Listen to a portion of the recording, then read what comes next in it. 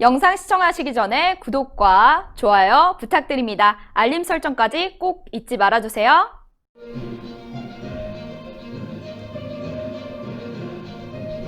시청자 여러분 안녕하십니까? 신의 한 수의 우동균입니다. 윤석열 검찰총장, 문재인 정권이 때리면 때릴수록 몸값이 올라가고 있습니다. 저희 신의 한 수에서 지난날 여러 차례 말씀드렸죠. 지금의 1등은 아무것도 아니다. 시간이 가면 갈수록 오히려 윤석열 총장에 대한 지지세는 결집될 것이다. 이 부분을 지난날 양영태 박사님과 함께 공유한 바가 있는데요. 그 추세가 멸실히 드러났습니다. 궁금해하실 부분들이 많을 것 같은데요. 자세한 내용 대한민국 최고의 원로이신 양영태 박사님 모시고 이야기 나눌 거고요. 먼저 추천 안 누르신 분들 추천 꼭 눌러주시고 대담 함께 봐주시면 좋겠습니다. 박사님 안녕하십니까? 안녕하십니까?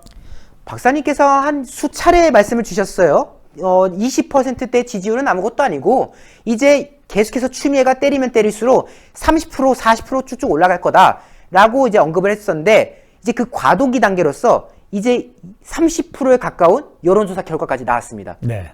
조사를 우리가 쭉 보니까 저는 아무래도 하는 그 과정이 윤석열 총장이 계속 올라갈 것 같더라고요. 네. 근데 지금 28.2%고 이재명이가 21%, 이낙연이가 18%인데 이제는 이거 오차범위 완전히 바뀌어요. 그렇죠. 근데 제가 느낄 때는 윤석열 총장 다음 주 아니면 다다음 주에 30% 치고 올라갑니다.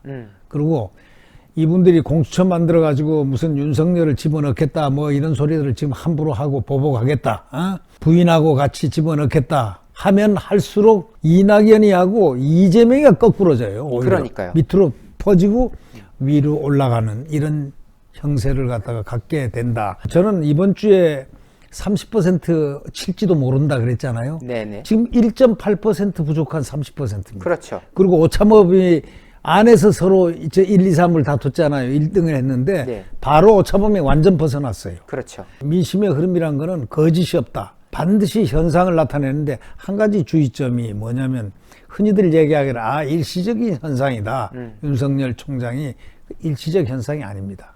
이게 왜 그러냐 하면 프레임 자체가 바뀌었기 때문입니다. 네. 과거에는 지지율로서 따지면서 추미애와 윤석열 간에 이렇게 싸움으로 봤지만 지금은 윤석열 총장의 상대가 문재인이라는 것이 국민들이 인식한 거예요. 그렇습니다. 왜냐하면 법무부 차관을 23시간 만에 딱 드러내놓고 국민한테 처음 사과 비슷한 사과를 했지만 진정한 사과는 아니었단 말이죠. 그게 사과입니까? 그럼요. 그러고 난 다음에 공수처, 권력기관을 개혁해야 된다. 이렇게 했죠. 대통령의 개혁은 우리 국민들이 생각하는 개혁하고 상당히 거리가 있습니다. 우리는 개혁이라면 소위 리포메이션, 다시 뭔가 셋업돼서 새롭고 좀 발전적으로 자유민주주의 토대에서 좀 발전적으로 이렇게 생각하지 않습니까? 그렇죠. 검찰의 목적이 뭡니까? 거악수사 아닙니까? 그렇습니다. 거대한 악을 수사하는 건데 검찰의 그 효율이 뭐냐면 중립성과 독립성 아닙니까? 이것이 돼야만 검찰이 진정한 의미에서 개혁이 된다 이렇게 되는 거죠. 그런데 이 중립성, 독립성을 찾기 위해서 지금 윤석열 총장이 저렇게 사투하고 또 그러기 때문에 저렇게 계속 때리고 치고 해서 윤석열 총장을 저렇게 당금질을 하고 있지 않습니까? 지금 보면은 상황을 한번 보십시오. 사법부에서 손을 들었습니다. 그렇죠. 또 법관에 의해서 손 들었습니다. 80% 이상이. 예. 소위 사법기관이라는 소위 판단한다는 의미에서는 전부 윤석열을 손든단 말이죠. 그렇습니다. 저번에 법무부에서 감찰위원회 윤석열 손들었죠. 국민들 여론조사 기관 다 하더라도 2, 3주 전부터 1위가 되기 시작하죠. 그러면 이게 이제 등락이 오차범위 내에서 이렇게 돼야 되는데 오차범위 완전히 벗어나 버렸어요. 그러니까요. 벗어났다는 건 뭘 의미하냐면 게임 끝. 소위 말해서 이재명과 이낙연은 게임 끝이다 이런 얘기입니다. 자기들끼리 경쟁이지 윤석열을 염두에 둬서는 안 된다는 그런 얘기입니다. 자, 다음 주 한번 보세요.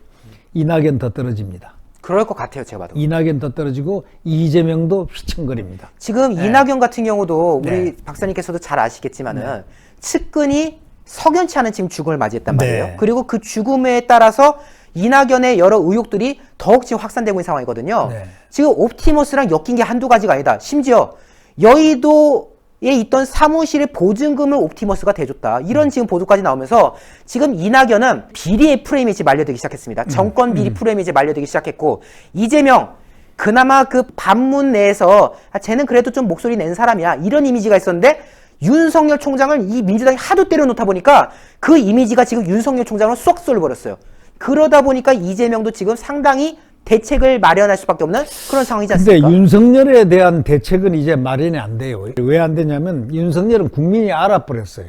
아무리 모함을 하든 아무리 홍보 전략을 하든 아무리 선동을 하든 선전을 하든 간에 꺾기는 도저히 될 수가 없다. 그렇기 때문에 결국은 윤석열 총장이 지금 이렇게 가는데 또 한 가지 요인이 있습니다. 주호영이가 이런 얘기를 했죠. 윤석열 총장한테 지난주에 대선 안 나온다고, 선거 안 나온다고 얘기해라. 이게 손악재였습니다. 국민의힘 지도부 김종인, 주호영에 대한 반발의 힘이 지금 이쪽으로 쏠리고 있습니다. 그건 왜 그러냐. 김종인은 객빈입니다. 이 사람은 이 주인이 아닙니다. 국민의힘에서 사람이 커나간 그런 사람도 아니고 지지자도 더더욱 아니고 그 반대편에 문재인 대통령을 대통령으로 만들어주는데 디딤돌 역할을 했고 민주당을 갖다가 이렇게 평정을 해준 사람이에요. 근데 이분이 와가지고 끄떡하면 간다는 거예요. 근데 느닷없이 이 중요한 시기에 지금 지가 할 일이 뭡니까? 공수처를 막고 뭘 막고 경제 3법을 막고 공정의대를 막아야 되는데 오히려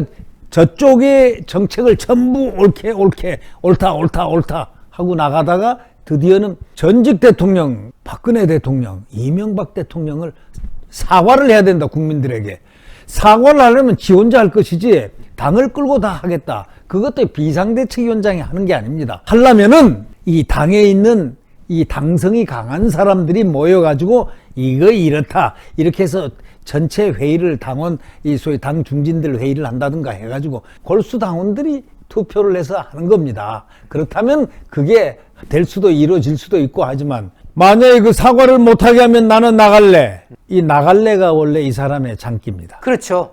아주 끄떡하면 나갈래. 그전에 민주당 때도 다 해놓고 비례대표 1번 했다가 그게 안 되고 하니까 문재인이 가서 뭐 그냥 또 달래고 했지 않습니까? 그리고 나중에 결과적으로 나갔지 않습니까? 나갈래. 그리고 또 이 사람 하는 거 보면 비례대표를 5번을 했는데 근데 이게 왜 그럴까 하지만 저는 그렇게 봤습니다. 이게 지금 민주당이 코너에 몰리면 나중에 딱 들이밀 게 뭐냐. 내각제 개헌하자. 이제 개헌 나옵니다. 제 176석이단 말이지. 200석만 되니까 적당히 어떻게 하면 200석 넘어갈 수 있단 말이죠. 이 작전을 하기 위해서 여러 가지를 투입하는 겁니다. 여기를 예측을 하는 이 정말 노회한 김종인은 어떤 생각을 하고 있느냐. 내각제 개헌이 됐을 때 여기도 적당히 추임새를 주고 지금 김종인의 어떤 정치적 발걸음을 하는지 아무도 몰라요. 예. Nobody knows, God only knows. 아무도 모른다. 신만이 안다. 김종인만이 아는 거예요. 근데 우리는 추측하건대 저쪽에도 전부 다 만날 사람 아는 사람 통로가 다 있고 다 있죠. 여기 다 있고 또 이 정치 전략이란 게 무섭거든요. 얘네들 좌파들은요. 정치 전략이 무섭습니다. 이 파이프라인을 딱 대고 있고 여기서 벌써 세포들을 다 만들어 놨는지도 몰라요. 그렇죠. 그러면 이런 상황에서 김종인이가 나갈래 나가 하면 그때는 밀어버려야 되는데 난 놀라운 게 있었어요. 지금 제일 절체절명한 게 공수처법에 대한 앞장서서 비판하고 그리고 자기가 국회의원은 아니지만 로텐더홀에 가서 격려하고 막 투쟁하고 이런 모습을 보여야 되거든요. 전혀 그런 게 없어요. 이분은 엔조이하고 있습니다. 엔조이. 근데 제가 왜 이런 생각을 하냐면 오히려 이걸 국민의힘이 윤석열을 굳혀주고 있어요. 윤석열은 국민의힘으로 안 나옵니다. 국민의힘으로 안 나버리면 힘이 빠져버리는 겁니다. 국민의힘에 지금 마땅한 주자가 있습니까? 없지 않습니까? 없죠. 왜 없는 줄 아십니까? 실은 사람이 많은데 키우질 않아요. 딱 주호영이하고 김종인이가 누르고 있어요. 뭘 누르냐? 자, 오세훈이를 기릅니까? 원희룡이 뭐 기른 척 해도 뭐 원희룡이 기르는 것도 아닙니다. 또 뭐 누구 기른다 하면서 또 새로운 사람들 뭐 40대를 뭐 이런 이러면서 자기의 주가를 올리면서 자기 세력화를 지금 하고 있는 사람이 바로 김종인이다. 그래서 참 안타깝더라. 결국은 뭐냐? 국민의힘에 똑똑한 사람들 무지하게 많아요. 뭐 보면요, 김도읍 의원이나 뭐 곽상도 또 장재원 의원, 신원식 장군, 무슨 조수진 뭐 등등 그 똑똑한 사람들 또 윤희숙 씨 뭐 등등 많잖아요. 그렇습니다. 이 자원들을 갖다가 절대로 키우질 않습니다. 튀지 않게 만들고 딱 오로지 주호영밖에 보이지 않게 하고 오로지 김종인만 보이게 합니다. 그 둘이의 모습밖에 안 보입니다. 결국 그들이 한 일은 아무것도 없다. 지금 이번에 국민의힘이 지지율 올라간 게 그 김종인이가 잘해서 천만에 윤석열 때문에 올라간 거예요. 그렇죠. 완전 100% 윤석열이 때문에 민주당이 지지율이 떨어지니까 상대적으로 없어 하고 올라온 게 국민의힘이지만 이번에 서울시장, 부산시장 만약에 이런 식으로 나갔다는 백전백패합니다. 차라리 범야권에서 딱 같이 함께 하는데 N분지일로 안 들어오면은 절대 안 되는 거예요. 그러면 N분지일 해가지고 딱 되면은 거기 시장 후보를 내면은 그거는 백전백승이 아니고 아주 그냥 백전천승이 됩니다. 그럼 반드시 이기게 돼 있어 지금 민심이. 근데 지금 벌써 이 사람들이 자기들 마음속으로 두고 있는 사람들이 있는 것 같아. 김종인이가. 그래서는 안 되는 거예요. 지지율로 다시 돌아가겠습니다. 윤석열 지지율은 그래서 허상이 아니다. 그렇죠. 과거에 꽃길을 걸어온 사람들만 얘기하지만 이분은 꽃길이 아니고 가시밭길을 걸어온 사람, 소위 현극의 길을 걸어온 사람이고 그렇죠. 자기 가족, 정말 자기 부인까지 이렇게 현극의 길을 함께 가고 있는 사람이란 사실 하나가 과거의 그 반기문이나 고건이나 이회창이나 이런 사람들하고 다르다.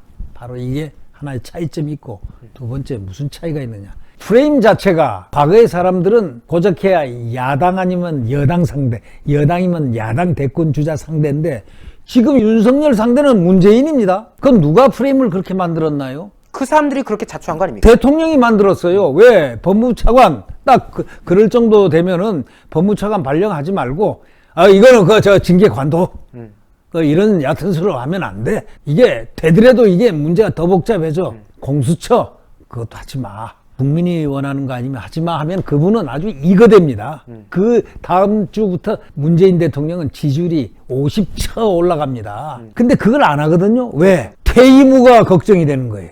그리고 우선 자기가 지금 살아있는 거학을 척결하기 위해서 지금 수사하고 있는 원전 월성 1호기라든가 라임 옵티머스라든가 뭐 이런 여러 가지가 지금 계류되어 있지 않습니까? 그렇죠.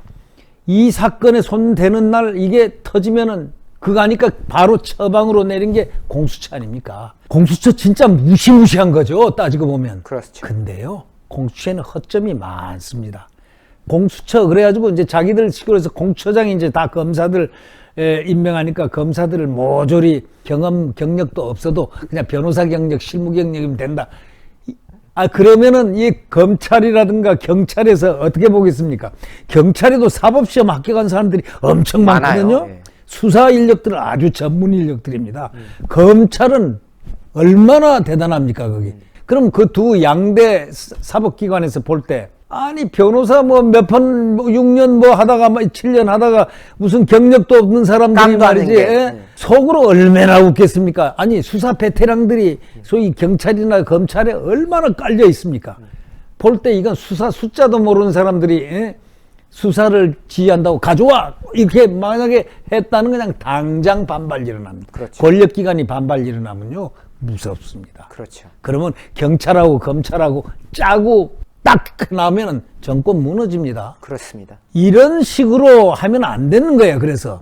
그런데 이런 공수처를 딱 카드로 해서 윤석열을 죽여서 윤석열을 사실은 투옥시키겠다는 거 아닙니까? 그렇습니다. 바로 만델라를 만들겠다는 거예요.